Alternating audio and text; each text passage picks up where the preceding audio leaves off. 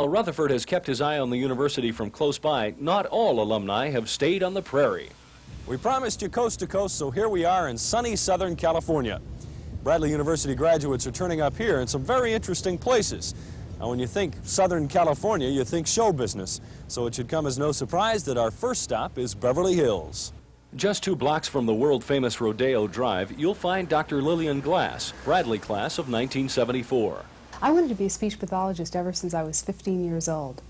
I worked in a hospital as a volunteer, and I saw crippled children and how important it was for them to communicate because they weren't able to communicate, especially children who had cerebral palsy.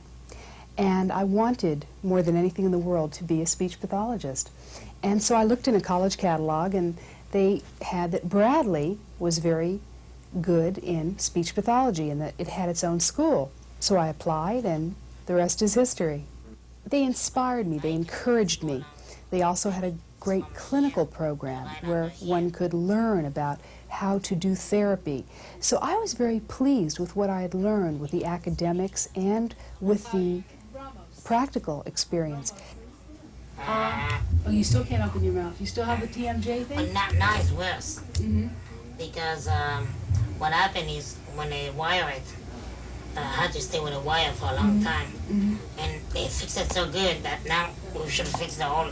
I said, what did you do? The whole mouth, you know. You know, it sounded in that real deep voice. Hello, remember when you imitated me? Hello, Hervé. Hello, Hervé. I'm very disappointed that they don't have the speech pathology program anymore. So a lot of my enthusiasm is gone. A lot of my excitement about the school is gone because I feel like a part of me is gone. And the people who made such a big difference in my life are gone. Dr. Glass now uses that training she received at Bradley to help a wide variety of people with speech problems, including a long list of celebrities. In addition to Hervé Villachez, she's worked with Dustin Hoffman, Burt Lancaster, Richard Crenna, Dolly Parton, and Bette Midler, to name a few. Friends kid her about having not one, but several careers. She also appears on the local news in Los Angeles, and she's written 2 books. I loved speech. I loved the public speaking, the art of getting up in front of people. And now I do very well because all over the country I'm invited to give seminars on motivational speeches on how to improve the way you sound and how to come across better for businesses, for corporations. So the speech has helped me. The journalism courses that I was involved with certainly have helped me in the journalism aspect of my career. The speech pathology, that goes without saying, has helped me. So yes, I would say that it has done a lot for me because of the liberal arts education. Dr. Glass got a good start at Bradley, partly through effort, but partly with a little help from her friends. A lot of people were involved in the drug world, and it certainly made it easier for us straight people to get A's because everybody was high. Not everybody, but a good percentage of your competition was out of it. Still to come on Bradley University Key to Success, the man who helps America fight back.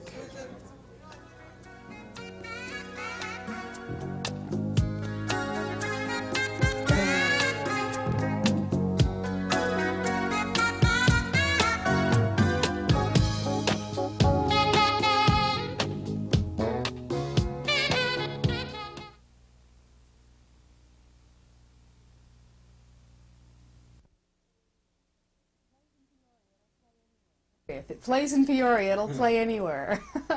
And I believe it, because a lot of my success, in fact, when I went back to Bradley, I was nominated as the Outstanding Alumni of the Year for 1983.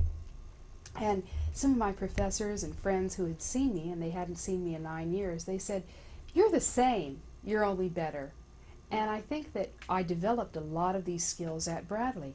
I developed study skills at Bradley. I developed skills in terms of how to get along with people, how to deal with frustration, how to use my own better judgment, even though there was a lot of peer pressure, how to be responsible and respectable, how to, if I had a problem, go to the head, not to the tail, and to really get involved in my studies and what really matters.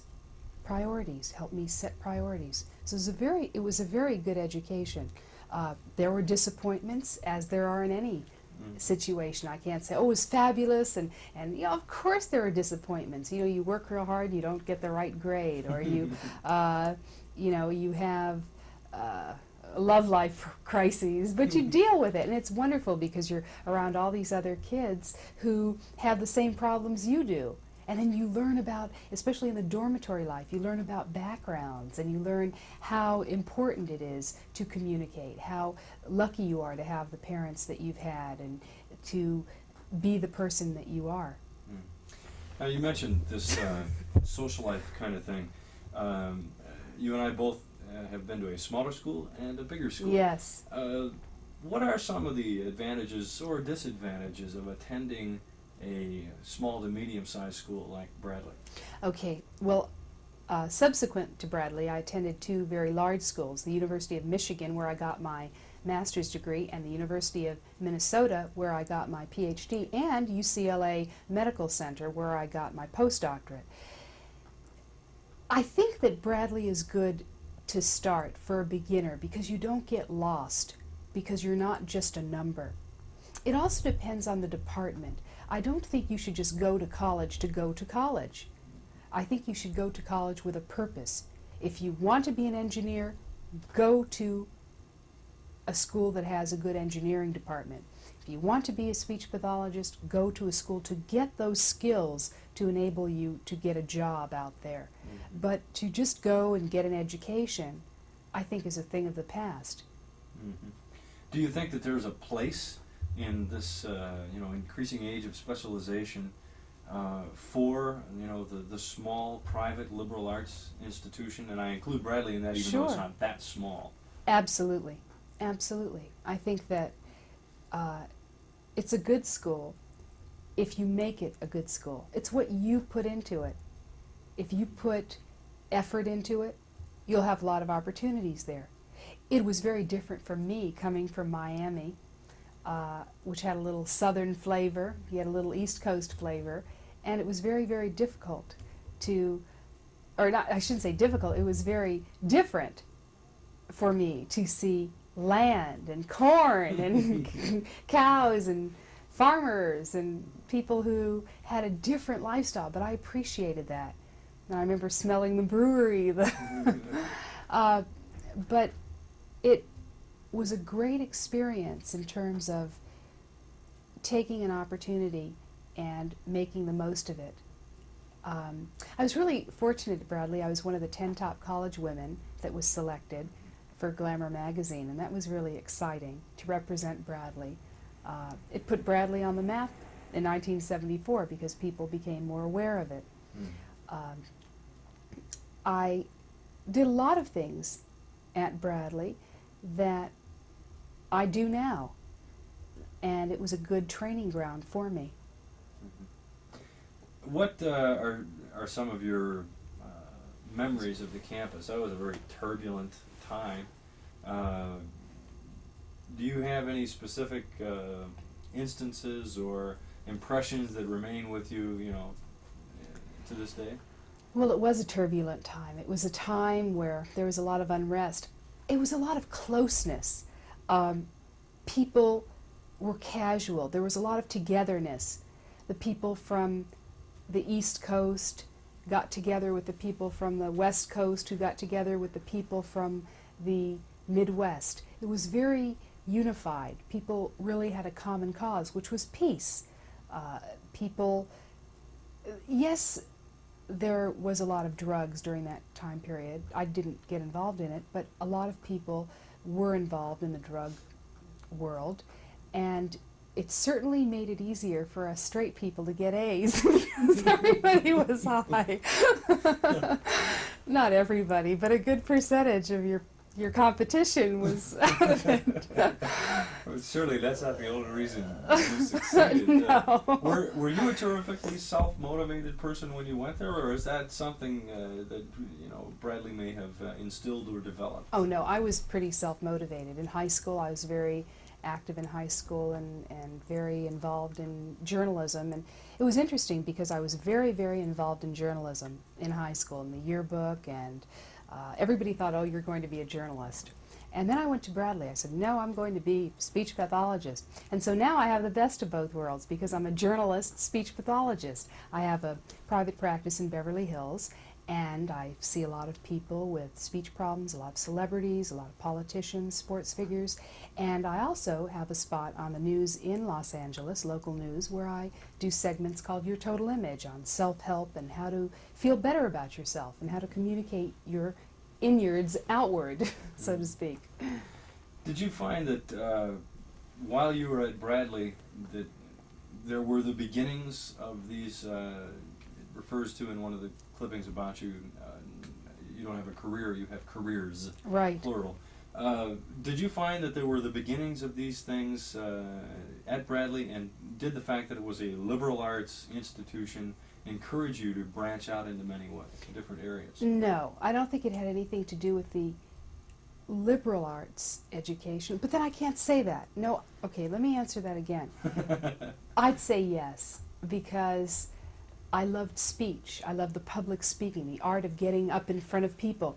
And now I do very well because all over the country I'm invited to give seminars on motivational speeches on how to improve the way you sound and how to come across better for businesses, for corporations. So the speech has helped me. The journalism courses that I was involved with certainly have helped me in the journalism aspect of my career. The speech pathology, that goes without saying, has helped me. So yes, I would say that it has done a lot for me because of the liberal arts education. Do you feel that having a university like that in a town like Peoria does something for the town as well? Absolutely, absolutely, because I think Peoria would be half of what it is without Bradley. I think Bradley contributes a great deal to Peoria because it gives it life, because the students that come there are energy, they're exciting, they are alive, they see things from a different angle. And I think that Peorians can learn a lot from people that go to Bradley. They can learn to see life in a different vein. They can experience what a quote-unquote foreigner is like and be a little more open-minded. Because oftentimes when you live in a small community, you get saturated with this is the way it is. These are the people we associate with. They're this color. They're this type. They're this appearance-wise. They act this way. And everybody tends to have the same general attitude instead of saying, hey, look at this new person I met. They're different than I am, but we're really all the same underneath. So why don't we share our differences and look at it for our similarities, and we'll see some exciting things. One of the things that the university adds to this day is a tremendous amount of excitement with the basketball program, with other sporting programs. Did you get involved in that? Were you, a spectator, a fan of the Braves? Well, I'm 5'10", and people thought, you should be on the team. Yeah, that's right. But they didn't have girls on the team back then. No Title IX. No. But I had gone to some games. I thought it was part of the Bradley excitement. It was part of the Bradley experience. The Bradley Braves, it was good. It was unfortunate that they didn't have a football team because I love football and football players, and it was unfortunate that they didn't have that at that point in time. How do you see yourself in relation to your alma mater now? Do you find yourself talking to people about it? Does it come up very much? Sure, it does all the time because people say, well, where did you go to school? Oh, Bradley. I say, oh, yeah, basketball. Yeah, I know that school, sure. Yeah, Bradley, that's a good school. I mean, they do acknowledge it. They're impressed a lot of times. And then I say University of Michigan, Minnesota, UCLA, they go, wow, wow, wow. So I totally intimidated them. But seriously, I think that I'm not unproud to have gone to Bradley. I think that I'm very disappointed that they don't have the speech pathology program anymore. So a lot of my enthusiasm is gone. A lot of my excitement about the school is gone because I feel like a part of me is gone, and the people who made such a big difference in my life are gone. Some of the professors I know aren't there anymore. They really contributed to my greatness. And I must mention Dr. Elwood, who was a genius. In fact, I called him last year. He's retired in Arizona, and he sent me all of his tapes, cassette tapes, of classes that he had given, and I'm listening to them now, and they're wonderful, and they're just as exciting now as they were when I was a student.